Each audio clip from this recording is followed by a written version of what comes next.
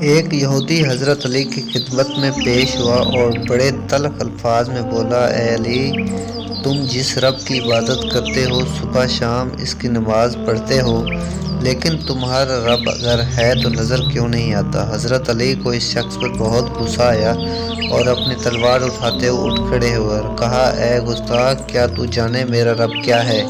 لیکن پھر بھی میں تجھے اپنے رب کی شان بتاؤں گا۔ حضرت علی نے اس سے کہا، تم سورج کو غور سے دیکھو۔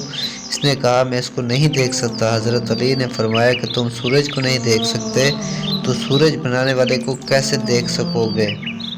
انسان کی اتنی اوقات نہیں کہ وہ اللہ پاک کا قرب حاصل کرے۔ اللہ جسے پسند کر لیتا ہے اسے ان کے عیبوں اور ناپاکیوں سمیت زبردستی اپنی جانب کھینچ لیتا ہے۔ سچا مسلمان، دوسروں کے لیے بھی وہی پسند کرو جو اپنے لیے پسند کرتے ہو، سچے مسلمان ہو جاؤ گے۔